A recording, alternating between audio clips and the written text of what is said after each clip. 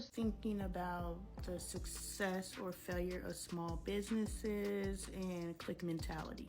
What's good, y'all? Lonnie Appleton here. If you have a couple of minutes, I have a couple of things I've been pondering this fine morning. Yes, because I am up and at 'em before 12. I'm always up and at 'em. Well, I'm always up, but I may not be at 'em, but we at 'em now.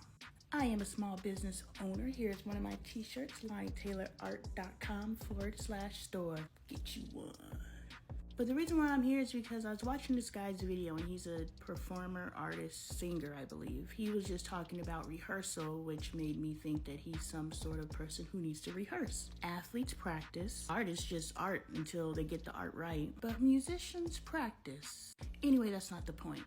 The point is there are so many people out here with so much talent. There's authors, there's artists, there's clothing designers, there's widget and whatchamacallit makers. People who are truly trying to walk in their passion, people who would love to be supported by their creative expression.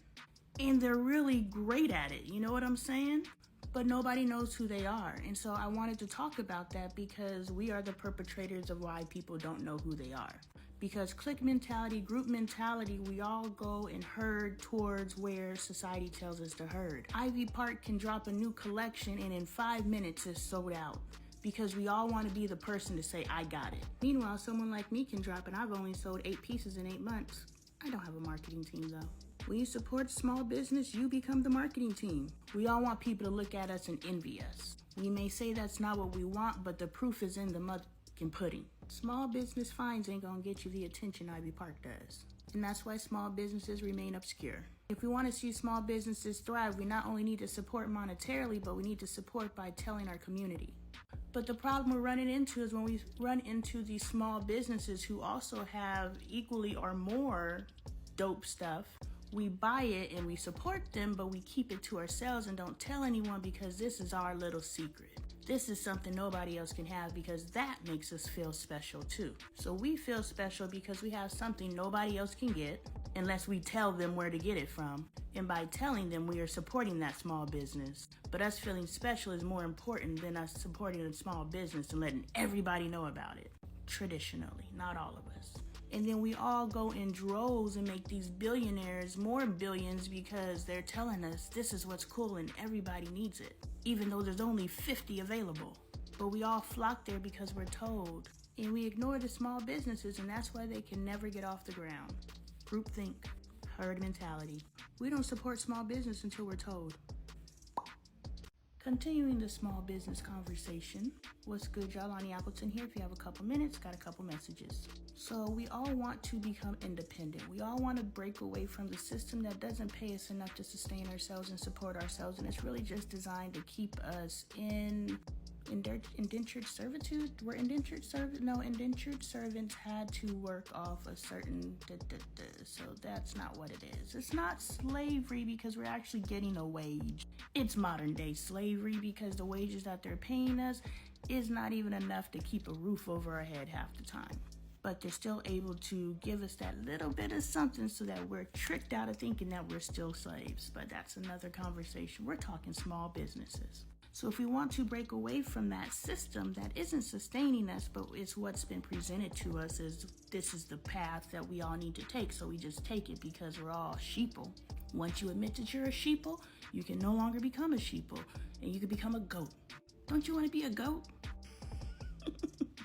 Anyway, what I'm saying is if we understand that we're all being mindful, we can undermine or deconstruct. I'm learning so many wonderful terms from this here Tiki-Taki app.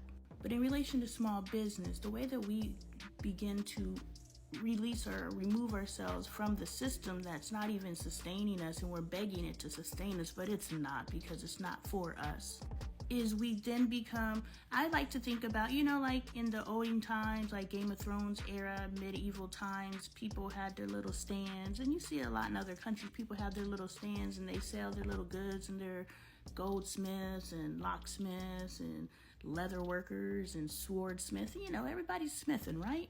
And everybody is a small business and everybody's able to sustain because everybody's supporting each other, because everybody understands in order for me to be a successful small business, I must support other small businesses, and we all keep it in the family.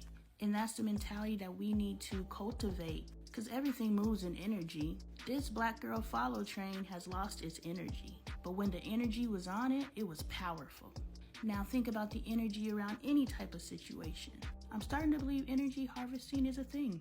But anyway, think about if we all put energy around supporting small businesses. And then when we start our new small business, it hops into that energy. It's already going, but in order to cultivate that energy, we have to start cultivating the energy. We can never benefit as a small business to the support of small business energy unless the energy gets cultivated. Like, it's full circle.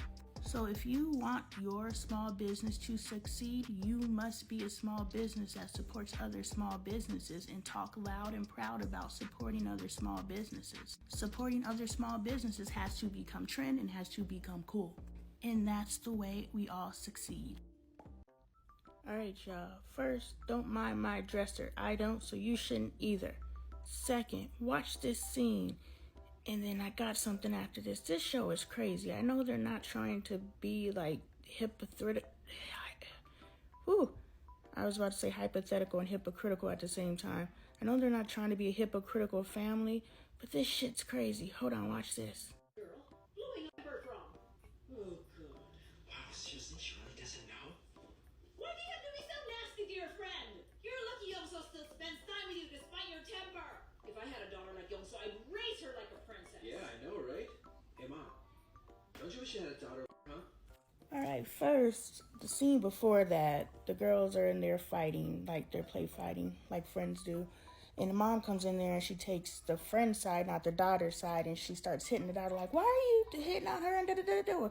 Like, where do you learn to treat people like that? Meanwhile, she's beating on her daughter for beating on her friend.